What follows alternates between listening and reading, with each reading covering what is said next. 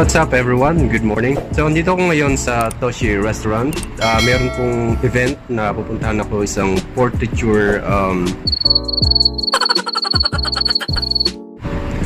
Portraiture event. Meron pong magtuturo sa taas. So puntahan natin. Let's check it out.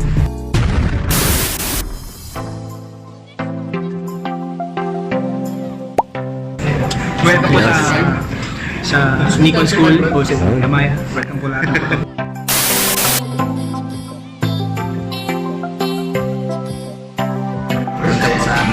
Workshop. Hindi pa sa amin. Organized by Amaya. Kaya kami hoping na matuto tayo ng additional na karoon. Pwede! Turn up and ang ating model. Handheld. What can you say? Message please. Kuya please, charot. Hello, good morning. Medyo pagod pero okay lang. Turn up. Hi, morning. Sabi natin. Yeah, just came from vacation. So, public natin ito. Bigat. Walang sweldo.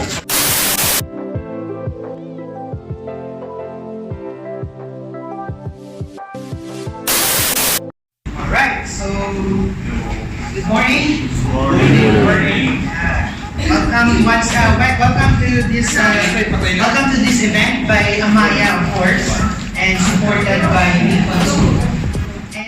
And this is the first time that Nikon has been doing something like this in Jeddah. Yeah, I think the world has changed. Everyone is yeah.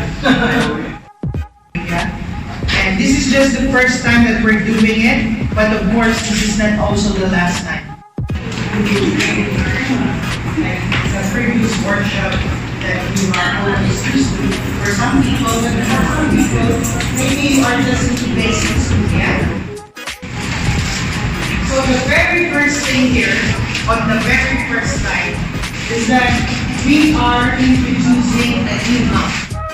Since 1959, it's the same F mount, and we have changed it to C mount. It's not possible before with the DSLR.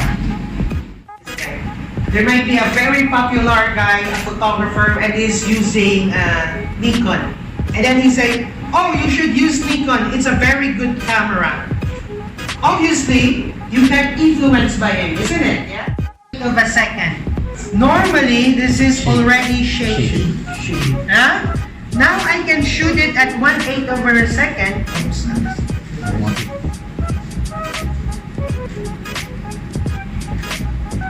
And you can see, there's no shake at all. It's very sharp. 1/8 of a second. Maya ng mga Siyempre, magpapalit sila, for sure. Mas malaki yung, mas papasok yung ilaw. Oo, mas Pero, bago pumasok yung ilaw sa aperture dadaan, di ba? dadaan din, maliit din. Sa maliit din. So, ibig sabihin yung size ng aperture ng F-mount at ang size ng aperture ng C-mount is same. Okay, Standard kasi yun, di ba, sir? yes. So, it means, paano ang epekto niya? Walang effect, di ba? Parang yan yung, alam mo nung dahil hindi ko rin alam, yan ang question ko nung nag-attend ako ng seminar. Siyempre, yung information na binibigay ko sa inyo, nanggaling lang rin dahil hindi naman ako optical engineer, di ba? Kaya lang, kung maliit, di ba maliit aperture mo, f22. Pero, bago siya pumasok sa camera, nadadaan sa shutter, di ba? Dapat yung maliit na yan, i-hit niya rin yung corner. Yes. Corner to corner, buong corner. Pag ganon, pag maliit na to, hindi na papasok sa ibang corner. Okay? But in our sensor, this is the Nikon, you can see, there's a lot of distance. Space. Or the space.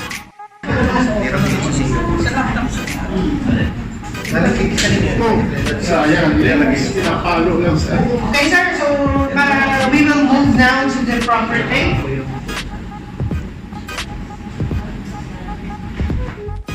That's the downside of the Why? you cannot protect No, oh yes, you're right. Anyway, nagka-TTL works. Alright, what happens here, if right now I am shooting Angie at 60 f4 at ISO 100. Are we good? 60 f4 ISO 100. I'll take a picture. Angie is properly exposed. The skin is properly exposed and all good, yeah? So, I'll kill on the lights. Yung flash. Ganito mo lang, sir. Pwede ba, sir, ganun talaga ang personality mo? Or, ito lang. Pero ganun mo, sir, yung parang nakatago. O, naka-inflow siya.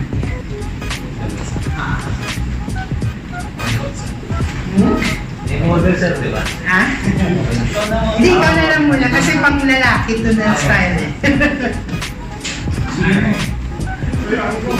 Ay, parang serious naman. Kasi pag ganitong... okay. So pag nag-shoot ako, syempre completely black, di ba? Kasi ISO 100, shutter speed 200, f16. Completely black, di ba?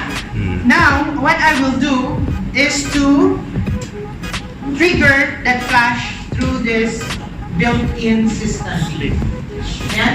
I'll make that as a remote flash.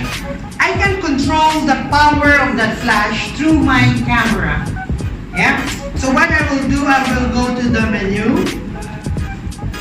And by the way, it's only Nikon can do this. I go to commander mode. And I think that is channel 1, group B. If I do this, the built-in flash is also TTL, and group A is also TTL, and group B is TTL. It's like it's just almost nothing. Because this flash here will contribute to the exposure of the subject. Are you getting it? Yes. So what I will do, I will switch this off. So I'll go to built-in flash and I'll just put 2 lines. Pwede pala yun. Meaning of 2 lines, it is switch off. But still, you will see this is lighting up. This is lighting up just to trigger that. That's all.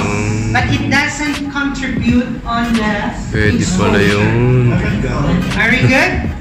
So, Amazing. so the positioning of light, normally the positioning of light is like that. Yeah. Good. Okay.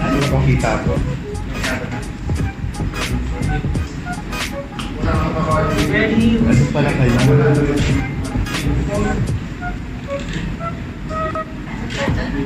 Di ba hindi nag-flash? Meron. Meron. Hindi nag-flash. Tama, hindi nag-flash. Wala ba? Hindi nag-flash. Actually, Yung sensor niya, hindi. I know. It's because sa commander mode, dapat mag-press ka ng OK. Oh. I-press mo ba OK? Hindi na save. So be careful with this. Alright. Ayun, okay na.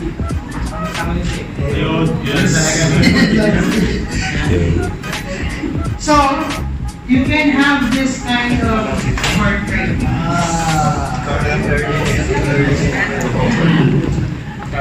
Sa D850 lang ba yan? No, you can... Sa D34, D53, Pwede pwede rin? May ganyan din? Commander? TTL. So I don't have, let's say right now I feel the flash is too powerful, isn't it? So what I will do, the same thing, Ayos lang. what I will just do in Bago yun ah. TTL, Bagong Group B, technique yun I ah. will just do -1 and press Easy. OK again. Now let me take a picture. Pala yung commander na yun. Dinadaan-daanan ko lang. May gamit pala yun.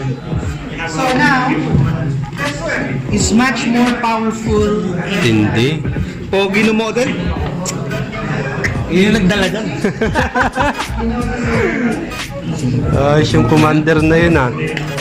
Bago yun ah. Yan yung ginagamit ko pagka may event. Kasi ginawa ko talaga yung Sa gilid. Taas. Oh. makikita ko. Ha? Makikita ko. Nikon. Meron daw sa ano eh, commander eh.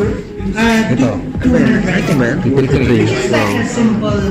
This is always the case. F11, 200, ISO 100. Ah, dito. Nice. Saan yung makikita? Ito hindi. Wala.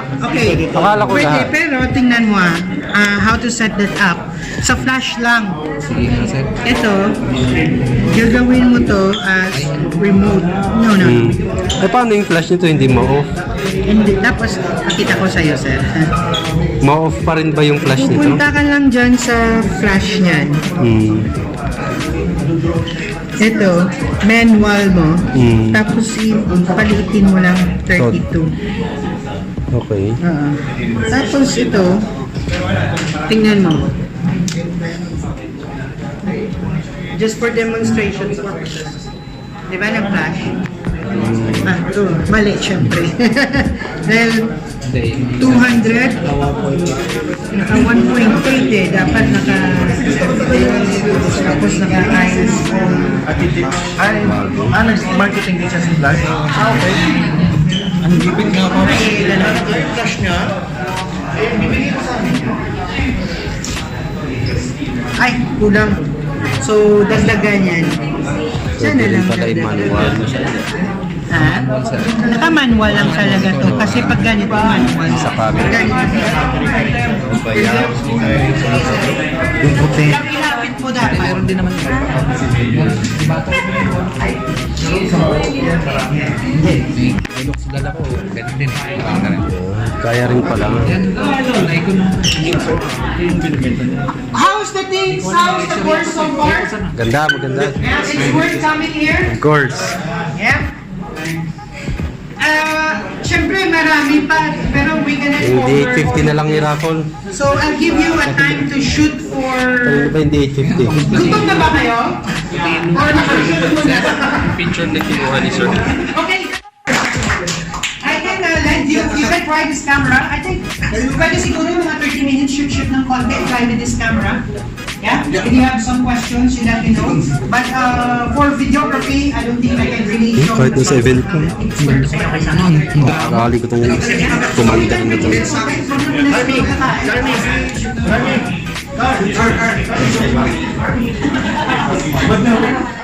Be twisted in front of the camera. Can you turn to the camera? Now you can see that there is dynamic stuff already. Yeah? Of course, there is like an S form already. And then if the hands, let's say if the hands is there, see the arms look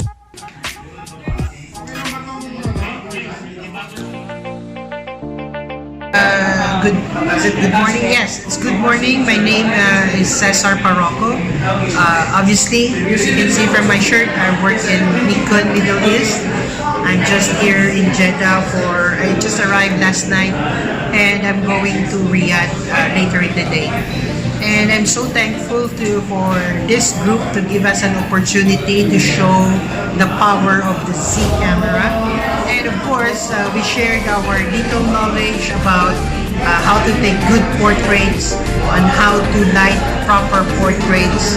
And of course, as you can see, the people there right now, they are all shooting models, and it's the first time we're doing this. And again, hopefully we will do this more in the future.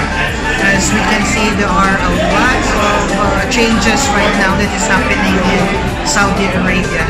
And we all know that this is for the betterment of all people.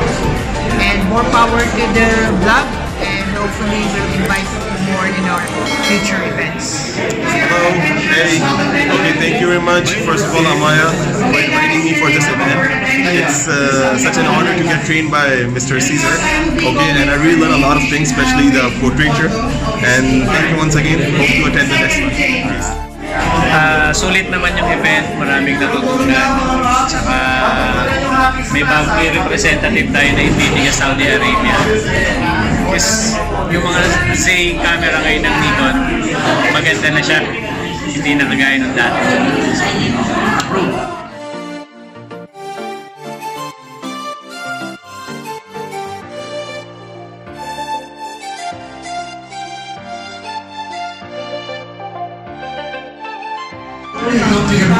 Hi. Ano masabi, ma'am? I am Nikon. Ito, tropang Dave. Dave, ano masabi sa event? Okay. Ano okay? Ano masabi mo? Ano? Itunan mo. Siyempre, masaya. Sama lang tayo. Kung meron din sa workshop ito, Meron dito, 7. Yung mga bagong series. Kahit ito yun, siyempre. Nandun. Papakapon na sana eh. Hintay namin yun, papakapon eh. Sana na, sakot mo yun. Siyempre naman, bakit isasubscribe naman nila yung channel. Dave, Photos. Yeah. Dave Asuido Photos and Filming. So gagawa tayo ng video pagkatapos nito. So subscribe niyo yung channel muna niya. Ano kayo kung subscribe sa channel. So andyan, nalagay ni Ines yung link ko sa. Alright?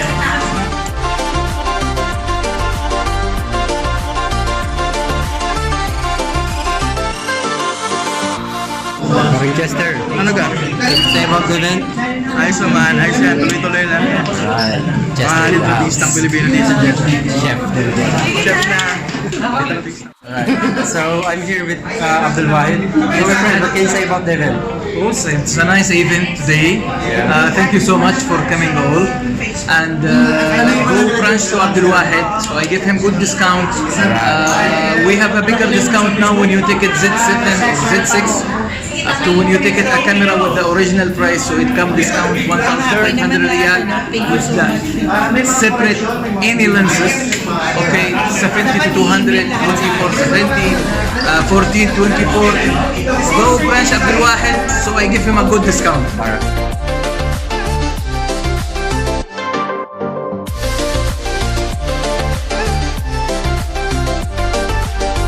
Kain, no? Ito, ang sarap ng kain din ito. Dave in the house, so sarap in the house. Alex in the house. Alright, we're in the house. Sarap ng kain na.